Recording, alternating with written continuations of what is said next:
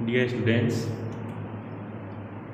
आपका स्वागत है। देखिए, हम यहाँ पे आव्यूह पढ़ रहे थे हम कल, ठीक है। तो हम यहाँ पे उस आव्यूह के कुछ प्रकार देखते हैं, ठीक है। जैसे कि देखिए, सबसे पहले होता है हमारा क्षैतिज आव्यूह, ठीक है। इस प्रकार के आव्यूह में पंक्तियों की संख्या स्तंभों की संख्या से कम होती है, ठीक है। उस तरह का आव्यूह हमारा क्षैतिज आव्यूह कहलाता है, हॉरिजॉन्टली। जैसे कि 2 3 4 है, 1 6 1 2 6 है।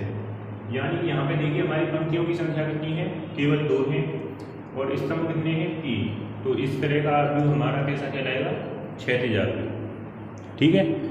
अब देखते हैं कि ऊर्ध्वाधर कैसा होगा। यानी कि जिस आव्यूह में पंक्तियों की संख्या अधिक हो जाए स्तंभ से, ठीक है, पंक्तियों की संख्या स्तंभों की संख्या से अधिक हो जाए, तो वो उस तरह का आव्यूह हमारा ऊर्ध्वाधर आव्यूह कहलाएगा, ठीक है। जैसे कि हम इसी तरह लिख लें 1 2 3 4 5 6, ठीक। तो यानी कि यहाँ पे हमारी देखिए कि ऊर्ध्वाधर वर्टिकली दिख रहा है हमें, है ना। तो यानी कि हम कह सकते हैं कि ये जो आव्यूह है हमारा वो कैसा है, ऊर्ध्वाधर आव्यूह है, ठीक। तो यहाँ पे देखते हैं, अब जैसे कि ऊर्ध्वाधर हो गया। अब इसके बाद आता है आपका पंक्ति आव्यूह।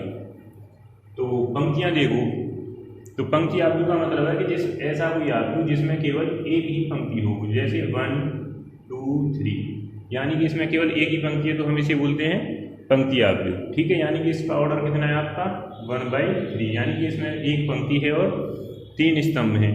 जैसे कि ये था, इसमें 3 पंक्ति थी, 2 स्तंभ थे, ठीक। अब देखिए, अब आपको देखना है कि स्तंभ आव्यूह। तो स्तंभ आव्यूह कैसा होगा, जैसे कि पंक्ति में केवल एक ही पंक्ति थी और स्तंभ में हमारा केवल एक ही स्तंभ होगा।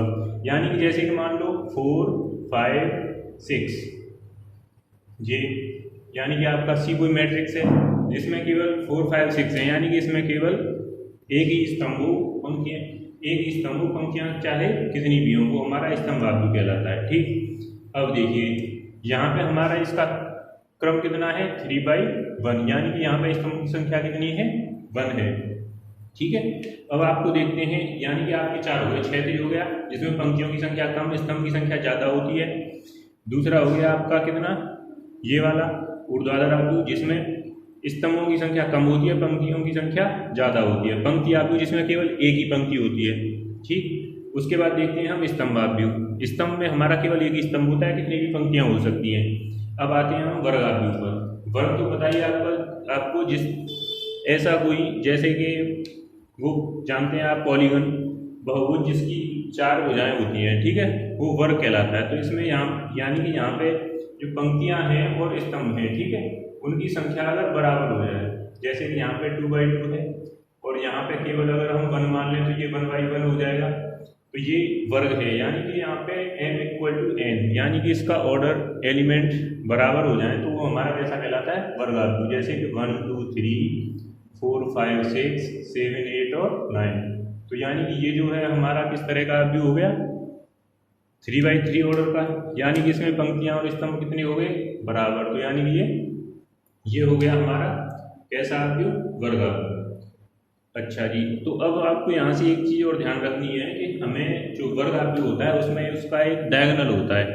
तो हम मेन डायगोनल यानी कि मुख्य विकर्ण उसे किसे कहते हैं, यानी कि जहाँ पे हमारा एलिमेंट अगर a i j, ठीक, तो यहाँ पे अगर i = j हो जाए, ठीक है, एलिमेंट अगर i = j हो जाए, वहाँ पे हमारा मेन डायगोनल यानी कि मुख्य विकर्ण होता है।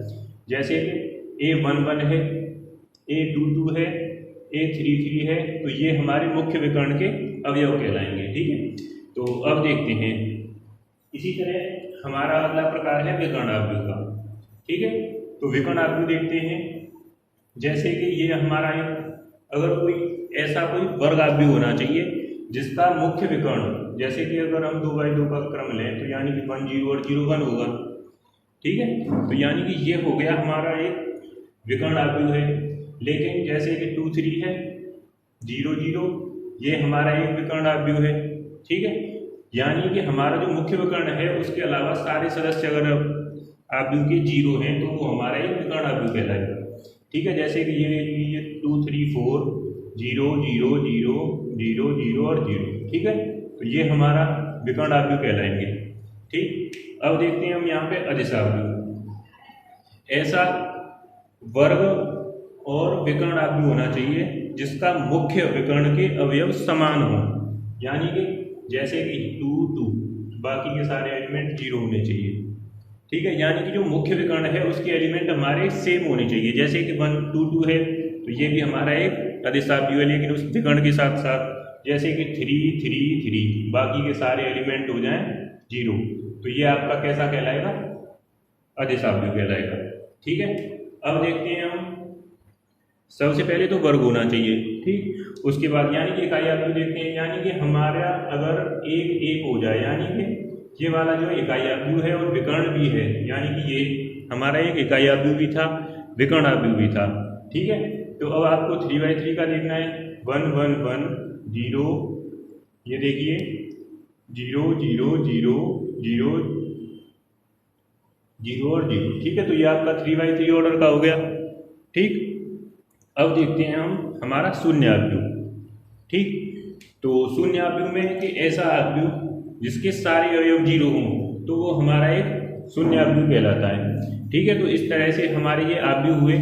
सबसे पहला एक बार रिकॉल कर लेते हैं, क्षैतिज आव्यूह होता है जिसमें पंक्तियों की संख्या कम और स्तंभ की संख्या अधिक होती है। ठीक है, दूसरा होता है हमारा ऊर्ध्वाधर आव्यूह जिसमें स्तंभों की संख्या कम और पंक्तियों की संख्या अधिक होती है।